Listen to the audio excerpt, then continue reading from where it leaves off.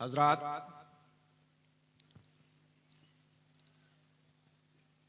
आज हम और आप तारीख़ इस्लाम की उस बेमिसलो बेमिसाल ज़ात वाला सिफ़ात वाला तबार मज़हर इलाही सिफ़ात को ख़िराज अक़ीदत पेश करने के लिए हाजिर हुए हैं, जो ज़ात इस्म बा मुसम्मा है।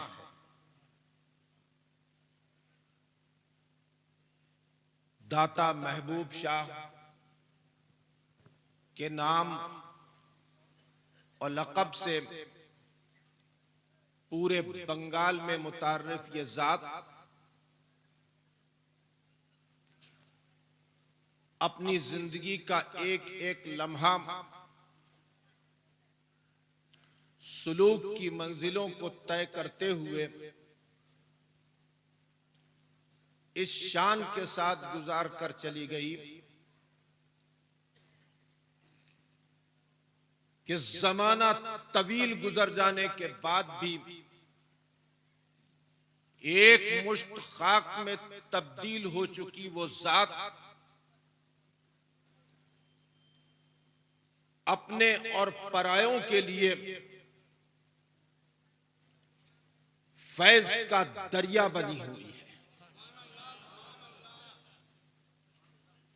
अहले सुन्नत वल जमात इस अजीमुल मर्तबत ज़ात के हुजूर में हाथों को उठाकर अपनी तमन्नाओं और अपनी आरज़ुओं का इलाहुल आलमीन की बारगाह में यूं कहते हुए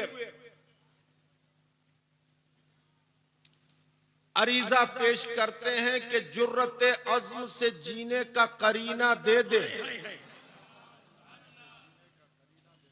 किसी भी बारगाह में जब हाजिर हुआ जाए तो सबसे पहले जो दुआ की जाती है वो ईमान की सलामती के लिए दुआ की जाती है। जिंदगी में इंसान के जो गहने हैं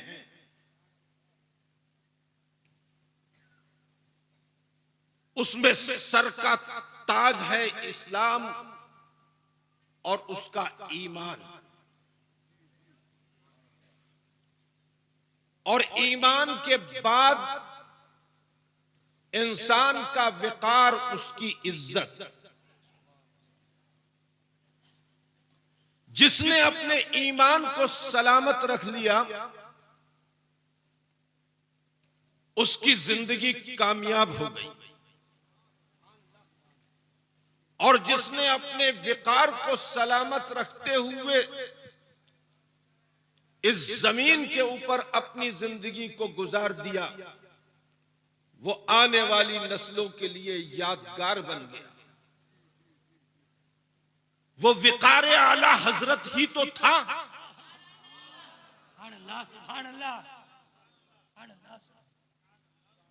जब किसी ने कहा था कि नानपारा के नवाब की तारीफ में कुछ तहरीर फरमा दे, मदरसा अमीर हो जाएगा और अमीरों के तांते आपके दरबार में लग जाएंगे। तो अल्लाह के उस इंतखाब ने अपना कलम उठाते हुए कहा था कि करूं मद है अहले दुवल रजा, पड़े इस बला में मेरी बला, मैं गदा हूं अपने करीम का, मेरा दीन पा रहे। नारे तकबीर, नारे रिसाला, मसलके आला हज़रत। मैं भी इस अज़ीमुल मर्तबा ज़ात वाला सिफात वाला तबार मज़हर इलाही सिफात की तुरबत अक़दस पर हाजिर हुआ। कसम खुदा की मेरा वजूद कांप कर रह गया।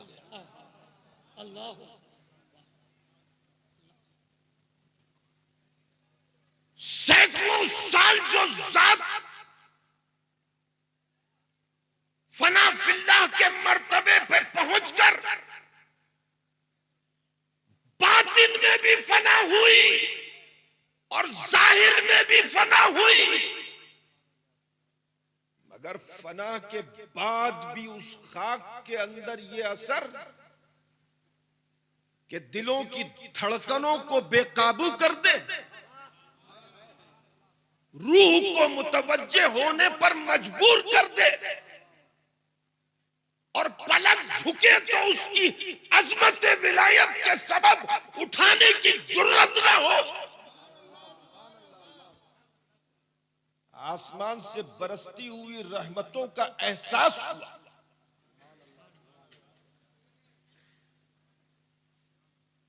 कब्रें बहुत हुआ करती हैं मेरे दोस्तों।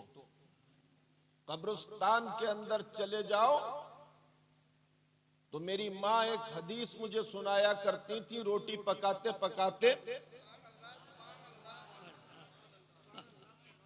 अल्लाह के वलियों की बड़ी शान हुआ करती है, उनकी गोद में अगर किसी ने पल गुजार लिया तो कब्र की गोद में जाने तक असरात बाकी रहा करते हैं।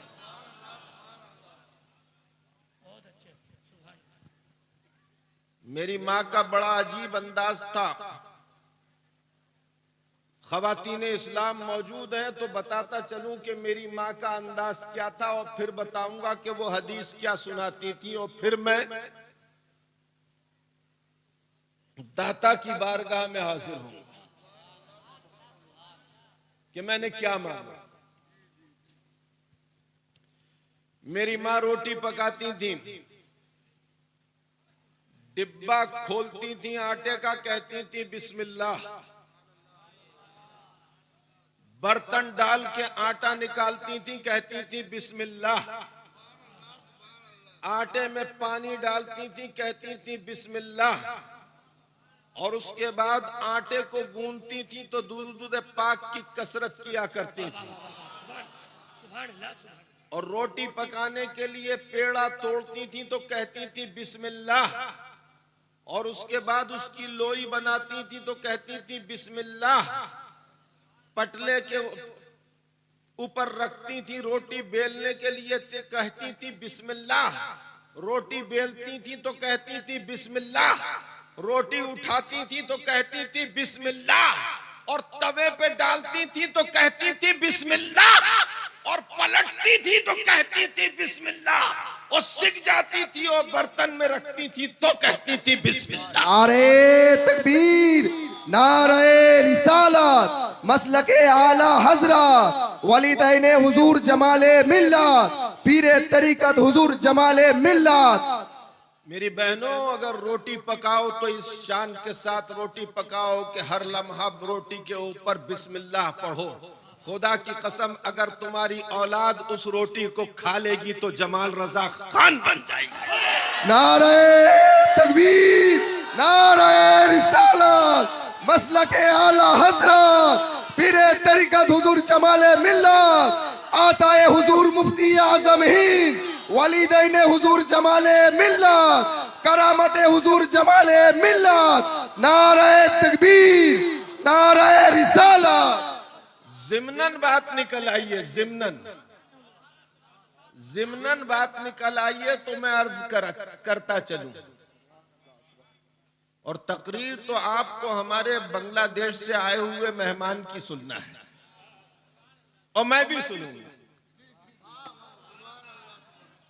समझूं या नहीं समझूं, मगर ना समझकर भी मैं समझ लूंगा कि नाते मुस्तफा बयान हो रही है।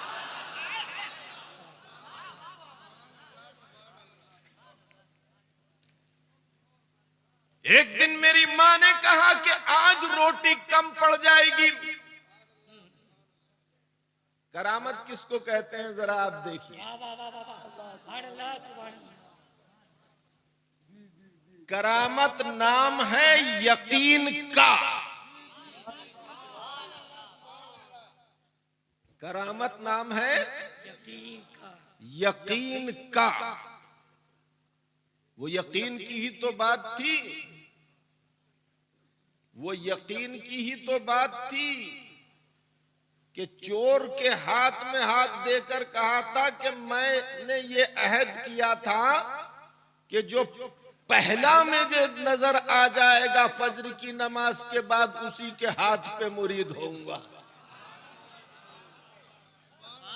वो यकीन ही तो था कि रास्ते चलते लुटेरों को अल्लाह ने वली बना दिया था। सुभान अल्लाह, नारे तकबीर, नारे रिसालत, अज़मत औलियाए किराम। कभी मुरीद की अकीदत पीर के दर्जात बुलंद कर देती है और कभी पीर की मोहब्बत मुरीद के दर्जात बुलंद कर देती है।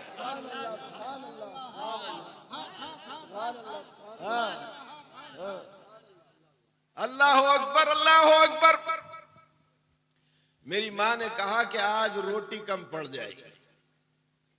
मैंने कहा अम्मी अभी तो रोटी पकना शुरू नहीं हुई है, रोटी कैसे कम पड़ जाएगी? तो कहा कि जितना आटा डिब्बे के अंदर है अगर पूरा आटा भी पकवा लोगे तब भी रोटी कम पड़ जाए। हाय हाय हाय हाय, कसम खुदा की मैंने वो देखा है जो आसमान के नीचे शायद ही किसी ने देखा। मुफ्ती आजम को 40 साल से ज्यादा का अरसा हो गया विसाल किए हुए। जितनी लज्जत के साथ उनका जिक्र देखने वाले सुनते हैं उतनी ही लज्जत से वो सुनते हैं जिन्होंने नहीं देखा। वजह क्या है? वजह यही है जो मैं बता रहा हूं। मैंने कहा यकीन, यकीन, यकीन। मुस्तफा का इख्तिलाफ हुआ था ना लेन देन के मामले में, कारोबार के मामले में हुआ था ना, हुआ था ना। जब यहूदी से इख्तिलाफ हुआ था, एक ने कहा था कि क्या सबूत है, सबूत मांगा था, कोई सबूत नहीं दे सका था। तो एक सहाबी रसूल ने कहा था मैं गवाही देता हूं कि आपके और इसके बीच सौदा हुआ। पूछा था क्यों, क्या तुमने सौदा करते हुए देखा? तो कहा था कि या रसूल अल्लाह, बिन देखे जब खुदा को एक मांग लिया है तो ये तो सौदे की बात है।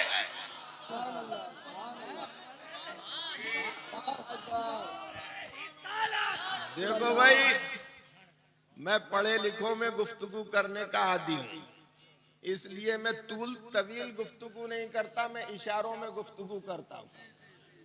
और मैं समझ रहा हूं कि सब समझ रहे हैं। समझ रहे हैं नहीं समझ रहे हैं? अब आप देखिए, मेरी वालदा ने कहा कितना ही पकवा लो रोटी कम पड़ जाएगी। उस दिन वालदा ने रोटी नहीं पकाई थी, काम करने वाली ने रोटी पकाई थी। वालदा की तबीयत अलील थी। रोटी पकी, जितनी पकती थी उतनी ही पकी, मगर रोटी कम पड़ गई। अब मैं वालदा के पास आया, मैंने कहा अम्मी मुझे ये बता दीजिए कि आपके कल्ब को अल्लाह ने रोशन किया, आपने कौन सा वजीफा पढ़ा है कि आपको ये पता चल गया रोटी कम पड़ जाएगी? मेरी वालदा ने कहा कि बेटा ये करामत नहीं है, ये यकीन है। हाय हाय हाय हाय हाय। कहा बेटा ये करामत नहीं है, ये यकीन है। मैंने कहा किस बात पे यकीन है? फरमाया कि मैंने जब देखा कि रोटी पकाने वाली रोटी के पकाने के लिए आटा डिब्बे से निकाल रही है तो वो उल्टे हाथ से आटा निकाल रही थी और उल्टे हाथ से गूंद रही थी। सुभान अल्लाह, सुभान अल्लाह। नारे तकबीर, नारे रिसालत, मैंने समझ लिया कि उल्टे हाथ में अल्लाह ने बरकत नहीं रखी, बरकत सीधे हाथ में रखी। ये यकीन की बात थी। मुस्तफा के फरमान पर जितना यकीन होगा, खुदा की कसम ईमान उतना ही पुख्ता होगा। तो मैं दाता की बारगाह में हाजिर हुआ। हजरत महबूब शाह दाता की बारगाह में हाजिर हुआ और मैंने महबूब शाह दाता से क्या मांगा? मैंने अर्ज किया, महबूब शाह दाता की बारगाह में हाजिर होकर अपने रब के हुजूर में कि जुर्रते अज़्म से जीने का करीना दे दे। कहो आमीन। जुर्रते अज़्म से जीने का करीना दे दे और शोलाए इश्क बने जिसमें वो सीना दे दे। बाद में दे मुझे सब अज़मत दौलत या रब, पहले मुझको दरे सरकारे मदीना दे दे। फिर मैंने अर्ज किया, इलाहुल आलमीन दरे दाता पे पहुंचा हूं, दरे दाता पे पहुंचा हूं, दरे गौसुल वरा दे दे। शहे कौनैन की दहलीज तक ये सिलसिला दे दे। और लरस जाते हैं कुफ्र शिर्क बिदअत नाम से जिसके, उसी के नाम पर मिटने का मुझको हौसला दे दे। ये वो जात है जो इस्म बा मुसम्मा है। इनका नाम है महबूब शाह दाता। दाता इसलिए कहा जाता है कि इनकी बारगाह में हाजिर होने वाला कभी महरूम लौटा नहीं करता। और महबूब शाह को मैं इस्म बा मुसम्मा कह रहा हूं, खुदा की कसम ये इस्म बा मुसम्मा है। अल्लाह का वली इंतकाल किया करता है, खुदा की कसम महबूब शाह वली दाता का विसाल हुआ। अपने विसाल से पहले महबूब शाह ने इरशाद फरमाया कि मेरी जनाजे की नमाज को पढ़ाने की कोई जुर्रत ना करना, पढ़ाने वाला खुद आ जाएगा। अरे दोस्त दुनिया में आता है तो सारे दोस्तों को खबर हो जाती है, और दोस्त दुनिया से जाता है तो सारे दोस्तों को खबर हो जाती है।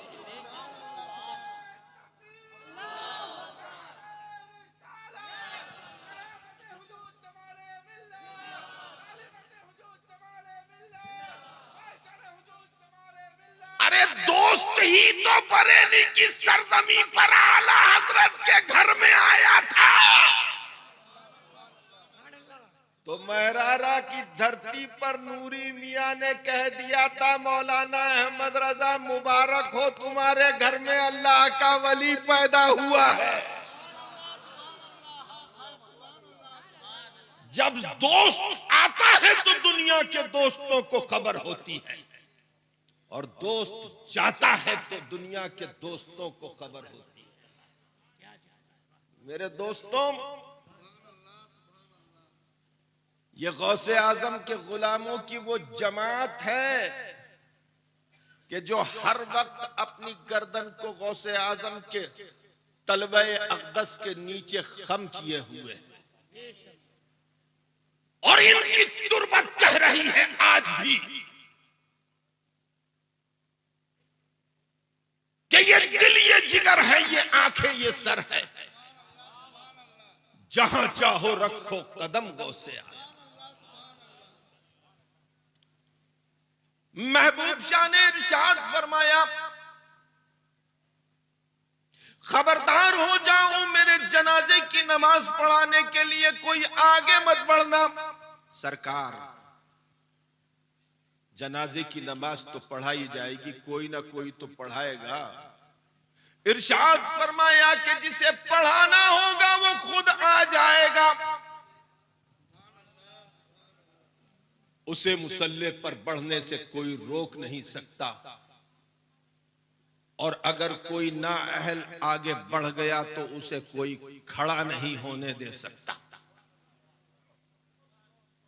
इंतकाल हुआ तो किस शान के साथ इंतकाल हुआ मेरे दोस्तों। हदीस पाक में है कि अल्लाह के वली का जब इंतकाल होता है, उलमा की तवज्जो चाहूंगा, अल्लाह के वली का इंतकाल होता है तो किस तरह से इंतकाल होता है। आप सब बयान करते रहते हैं माशाअल्लाह अल्हम्दुलिल्लाह।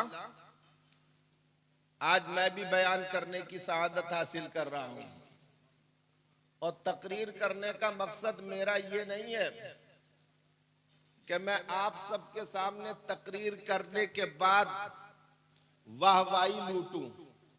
कसम खुदा की मेरा तकरीर करने का मकसद यह है कि ये दाता अपनी शान के मुताबिक कुछ मुझे अता फरमा दे।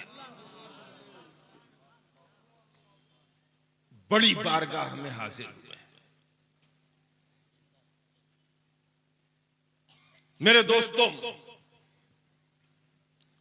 अल्लाह के वली का इंतकाल होता है, एक मोमिन का इंतकाल होता है, एक मुसलमान का इंतकाल होता है, एक काफिर का भी इंतकाल होता है, काफिर भी मरता है।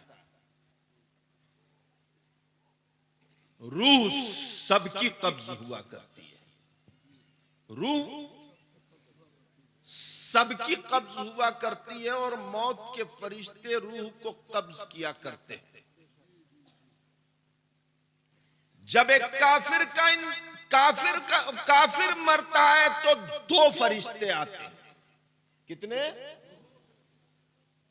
दो फरिश्ते आते हैं और उसकी रूह को झटके से पकड़कर खींचते हैं बड़ी सख्ती के साथ। जब एक मुसलमान मोमिन का इंतकाल होता है तो 500 फरिश्ते आते हैं। कितने? 500 फरिश्ते आते हैं। और जब एक वली का इंतकाल होता है तो इतने फरिश्ते आते हैं कि पूरा आसमान ढक जाया।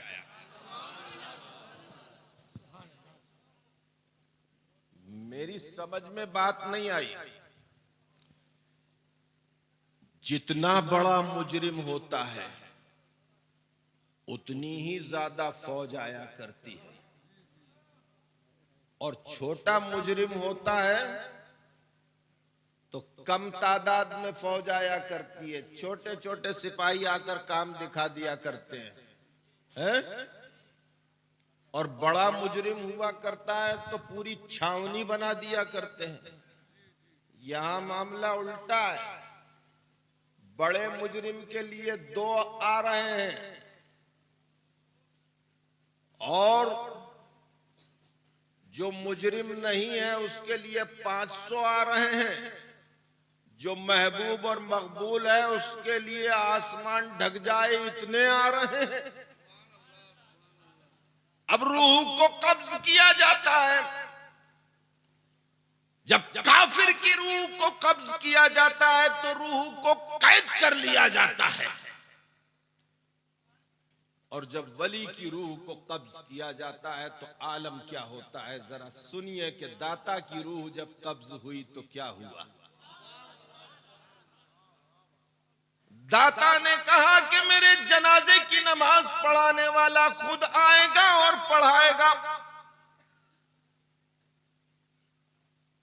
महबूब शाह दाता का मामला ये था कि महबूब शाह दाता जो खाना खाया करते थे उसे आग पर नहीं पकाया करते थे। अरे जिसके खाने को आग ने ना छुआ हो उसको जहन्नुम की हवा क्या लग सकती है। नारे तकबीर, नारे रिसालत, मसलके आला हजरत, महबूबुल औलिया कॉन्फ्रेंस, पीरे तरीकत हुजूर जमाले मिल्लत। और जब उसके करीब जहन्नुम की हवा नहीं आएगी तो उसके करीब जितने होंगे किसी के करीब नहीं आएगी। जब पुलसिरात से गुजरेंगे ना, मोमिन जब पुलसिरात से गुजरेंगे तो नीचे जो है जहन्नुम होगा और ऊपर पुल होगा जो बाल से ज्यादा बारीक और तलवार की धार से ज्यादा तेज। तो जब काफिर उसके ऊपर से गुजरेंगे तो कट कट के जहन्नुम में गिरेंगे, समझे ना। और हदीस पाक में है कि कुछ लोग इस तरह से गुजरेंगे कि चलते चलते गुजर जाएंगे, कुछ लोग ऐसे गुजरेंगे कि पलक झपकने की तेजी से साथ गुजर जाएंगे, कुछ लोग तेज रफ्तार घोड़े की मानिंद गुजर जाएंगे, कुछ लोग बिजली की कड़क की मानिंद तेजी से गुजर जाएंगे, और कुछ लोग सीने के बल घिसटते हुए गुजरेंगे। जिसका जैसा ईमान होगा उस अंदाज पे उनका गुजर होगा, समझे। मगर एक आशिक सादिक ऐसा भी है कि जिसका गुजर अलग ही अंदाज पे होगा। तवज्जो रखना मेरी तरफ, तवज्जो रखना, मजा आ जाएगा। अच्छा एक बात बताओ, बच्चा कुरान पढ़ता है, कुरान पढ़ता है ना बच्चा, तो कुरान पढ़ते में यूं हिलता रहता है। कोई भी बच्चा ऐसा नहीं है जो कुरान पढ़ते में हिलता ना हो, है।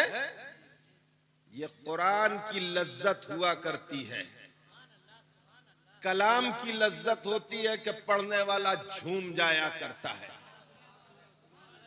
और जब नात पढ़ने वाला नात पढ़ता है, अच्छे कलाम को अच्छी आवाज में पढ़ा करता है, तो सुनने वाले झूमते हैं। कुछ लोग उंगली उठा उठा कर झूमते हैं, तो कुछ खड़े होकर झूम जाया करते है ना। होता है नहीं होता है, होता है नहीं होता है। अमा समझ में आए तो भी झूमते हैं, नहीं समझ में आए तो भी झूमते हैं। उनसे अगर पूछो कि भैया ये फारसी का शेर पढ़ा, तुम्हारी क्या समझ में आया, बोले समझ में तो कुछ नहीं आया, मगर मौलाना की आवाज बड़ी प्यारी थी। है? मौलाना की आवाज बड़ी प्यारी थी, उस आवाज पे हम झूम रहे थे। अब क्या पता चला कि जो अच्छी आवाज होती है ना, उस पर आदमी झूमता है, वजद आता है। अच्छी आवाज पर, मौलाना अच्छी आवाज पर वजद आता है, अच्छी आवाज पर और अच्छे कलाम पर वजद आता है, समझे। अब आप देखिए, मैंने पुलसरात का जिक्र किया कि बाल से ज्यादा बारीक होगा, तलवार से ज्यादा तेज होगा। काफिर कदम रखेगा तो कटकर गिर जाएगा, मुसलमान टहलता हुआ निकल जाएगा, और मोमिन का आलम ये होगा कि घोड़े की तरह दौड़ता हुआ निकल जाएगा, और वली का आलम ये होगा कि बिजली की कड़क की तरह गुजर जाएगा, और आला दर्जे के औलिया इकराम का आलम ये होगा कि पलक झपकने की तेजी के साथ गुजर जाएंगे।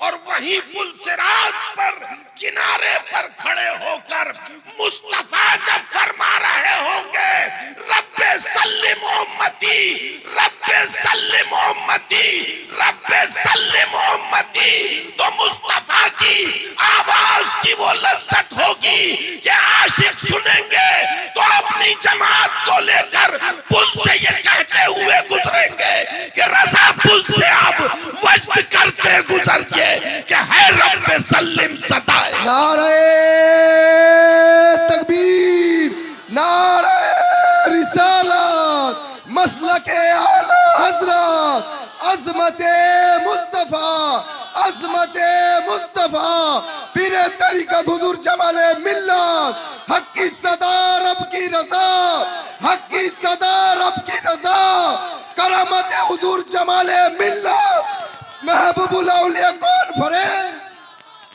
रजा पुल से अब वजद करते गुजरिए कि है रब्बे सल्लिम सदाए मोहम्मद। ये आशिकों का मामला होगा कि जितनी देर से गुजरेंगे मुस्तफा की आवाज उतनी देर तक सुनते रहेंगे। आशिक की दुनिया बड़ी अजीब हुआ करती है मेरे दोस्तों। हमारे रामपुर में एक शाह जमालुल औलिया हैं, फौज में मुलाजिम थे, फौज में मुलाजिम थे और बड़े ओहदे के ऊपर थे। एक रास्ते से गुजर रहे थे, ढोल बज रहा था और एक तवाइफ रक्स कर रही थी और एक कलाम पढ़ रही थी। और जो वो कलाम पढ़ रही थी उसका एक मिसरा जो है मेरे उस्ताद ने मुझे बताया था, दूसरा मिसरा मैंने उससे पूछा भी नहीं। फौज के बड़े ऑफिसर थे, गुजर रहे थे, तवाइफ की आवाज कान में पड़ी तो तवाइफ कह रही थी मेरे साजन का पल्ला जमीता आसमां, मेरे साजन का पल्ला जमीता आसमां, मेरे साजन का पल्ला जमीता आसमां। बस इतना सुनना था कि उन्हें वज्द आ गया और ऐसा वज्द आया कि जमीन पर लेट के वो तड़पने लगे। तवाइफ थी मगर मामलात से वाकफियत रखती थी। अगर वो उस कलाम को रोक देती तो उनका इंतकाल हो जाता, रूह कब्ज हो जाती। वो समझ गई कि इसको कलाम के ऊपर वज्द आया, उसने जोर जोर से पढ़ना शुरू कर दिया, मेरे साजन का पल्ला जमीता आसमां, मेरे साजन का पल्ला जमीता आसमां, मेरे साजन का पल्ला जमीता आसमां। और धूल में लौट गए शाह जमालुल औलिया। एक फौजी ड्रेस के अंदर, फौज का बड़ा ऑफिसर फौज को रुस्वा कर रहा है जमीन के ऊपर वज्द के आलम में। कुछ देर के बाद उनकी कैफियत कम हुई तो आहिस्ता आहिस्ता आहिस्ता उस तवाइफ ने अपने कलाम की शिद्दत को कम किया। वो उठकर खड़े हो गए मगर जमाने ने देख लिया था कि एक फौजी ने अपनी ड्रेस को रुस्वा कर दिया। रामपुर नवाब के दरबार के अंदर हाजिरी हुई कि ये क्या बात कि एक तवाइफ के कलाम के ऊपर आपने वज्द के आलम में आप जमीन पर लौटने लगे। तो आंखों को बंद किया और अपनी ड्रेस को उतार कर कहा कि मैंने बहुत चाहा खुद को छुपा कर रखूं, मगर अब जब सबको पता ही चल गया है तो मैं बता दूं तुम्हें, वो कह रही थी मेरे साजन का पल्ला जमीता आसमां, तो जो आसमानों पे गया होगा उसी का पल्ला तो जमीन से आसमां तक होगा। हाय हाय हाय हाय, सोचिए, ये आशिकों की दुनिया होती है। कोई किसी के लिए कहता है, कोई किसी के लिए समझता है। अल्लाह के वली का इंतकाल होता है तो इस शान के साथ होता है।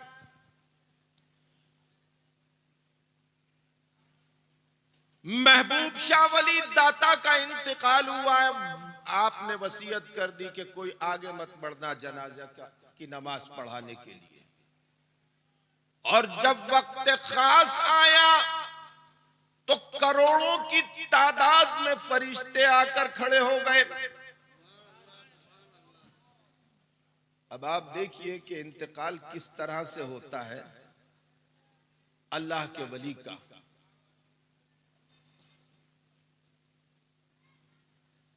एक कसीर तादाद में फौज आकर खड़ी होती है फरिश्तों की, और रूह को पकड़कर फरिश्ते बड़े नरमी के साथ खींचते हैं ऊपर की तरफ, तो पैरों की रूह निकल जाती है। अब पैर काम नहीं करते और कुछ देर ठहरने के बाद वही फरिश्ते फिर रूह को ऊपर खींचते हैं तो पेट तक रूह आ जाती है, पेट में सांस रहती है। कुछ देर कयाम करने के बाद फिर फरिश्ते खींचते हैं तो सीने में रूह आ जाती है और घर्राटा चलने लगता है, खर खर की आवाज होने लगती है और ये बात सबके साथ होती है, खास और आम सबके साथ होती है। रसूलुल्लाह का फरमान है कि रूह निकलने की सख्ती जो सबसे कम होती है वो ऐसी होती है कि जैसे कांटों के ऊपर रेशम को डालकर खींच लिया जाए। ये सबसे कम सख्ती है रूह निकलने की। जब सीने में रूह आती है तो खर्राटा चलने लगता है, उसके बाद कुछ देर और फरिश्ते रुकते हैं। अब जब फरिश्ते रुक जाते हैं तो अल्लाह के वली की रूह को कब्ज करने के लिए खुद इज़राइल अलैहिस्सलाम तशरीफ ले आते हैं और फरिश्तों को हुक्म देते हैं कि रूह को निकालो। लिहाजा मौत के फरिश्ते रूह को बड़ी नरमी से पकड़कर खींचते हैं। जब खींचते हैं तो आंखें खुल जाया करती हैं और रूह निकल जाया करती है। रसूलुल्लाह से अर्ज किया सहाबा ने, कसम खुदा की इस्लाम दीन एक ऐसा मजहब है कि हर बात का जवाब है। अर्ज किया कि या रसूलल्लाह, ये जब रूह निकलती है तो आंखें क्यों खुल जाती हैं? अल्लाह के रसूल ने इरशाद फरमाया, आंख इसलिए खुल जाती है कि जाती हुई रूह को मुर्दा देखता है। जो जमाना दराज तक उसके जिस्म में रही उस रूह को जाते हुए देखता है। और साइंस भी ये कहती है कि 24 घंटे तक बीनाई सलामत रहती है? अब थोड़ा सा जिक्र करता चलूं।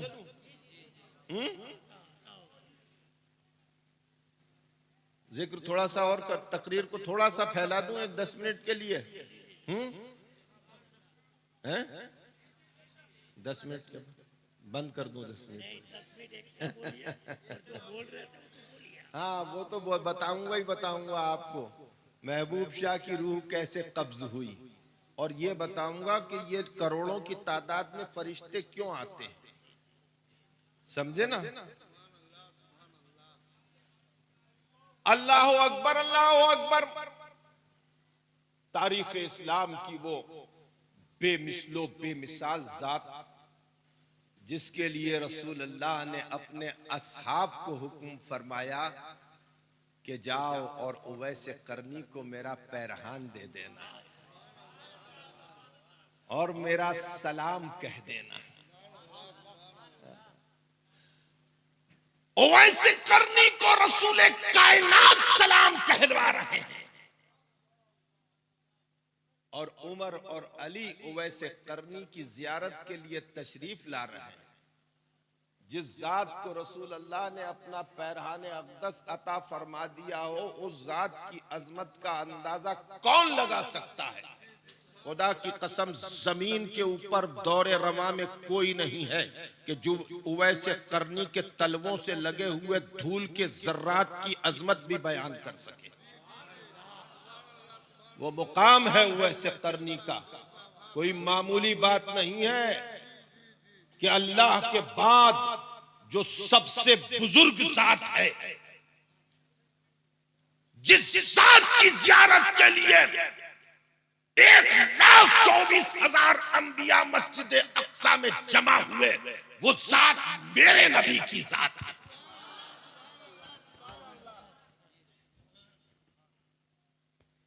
हमें फख्र है इस बात पर कि हम मुस्तफा के उम्मती हैं।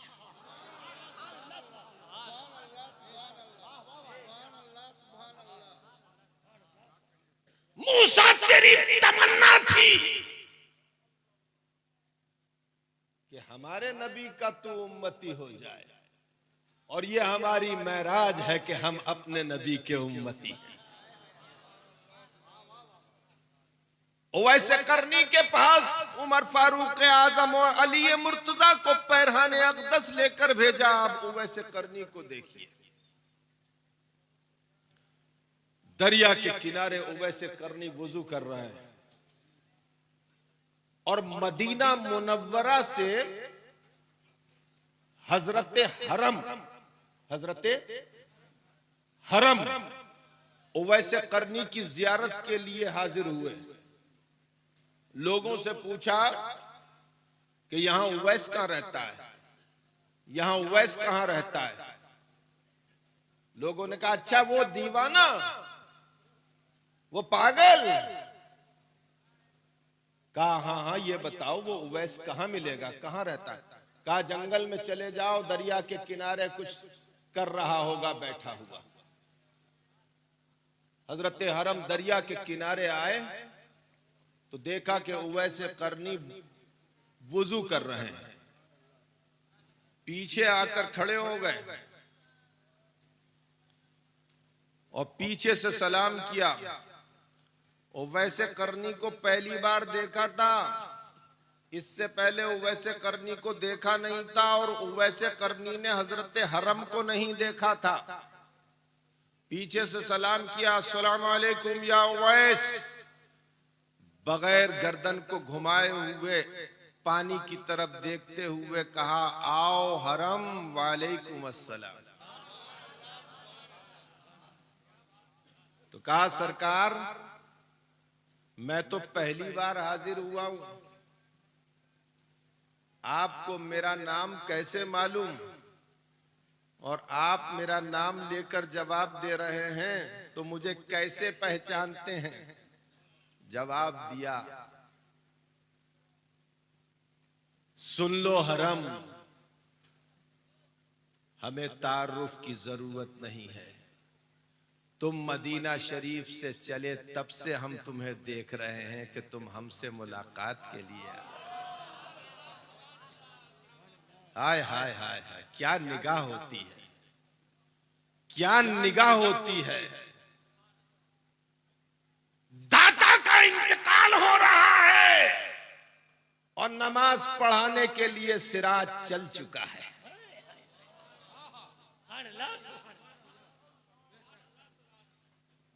और दाता बता रहा है कि सिराज आ रहा है और वही नमाज पढ़ाएगा। अल्लाह हो। अब आप देखिए हजरत हरम बैठ गए पास और उवैस करनी से बात करने लगे। एकदम हजरत उवैस करनी उठकर खड़े हो गए और हाथों को उठा लिया और बड़ी गौर से देखा आसमान की तरफ और फिर चीखे हजरत उवैस करनी, वाह उमर, वाह उमर, वाह उमर, इन्ना लिल्लाहि व इन्ना इलैहि राजिऊन, इन्ना लिल्लाहि व इन्ना इलैहि राजिऊन, इन्ना लिल्लाहि व इन्ना इलैहि राजिऊन। हजरत हरम ने उवैस के कदमों को पकड़ लिया। कहा क्या कह रहे हैं आप, क्या कह रहे हैं। कहा उमर फारूक आजम को शहीद कर दिया गया, उमर इस दुनिया में नहीं रहे, उमर को शहीद कर दिया। हजरत हरम ने कहा उवैस मैं मदीना मुनव्वरा में अमीरुल मोमिनीन से मिलकर आ रहा हूं, वो सलामत है, वो जिंदा है, उन्हें शहीद नहीं किया गया। उवैस ने कहा था खुदा की कसम मैंने अपनी आंखों से देखा करोड़ों फरिश्तों के झुरमुट में जन्नत का ये दूल्हा उमर अर्श की तरफ जा रहा था।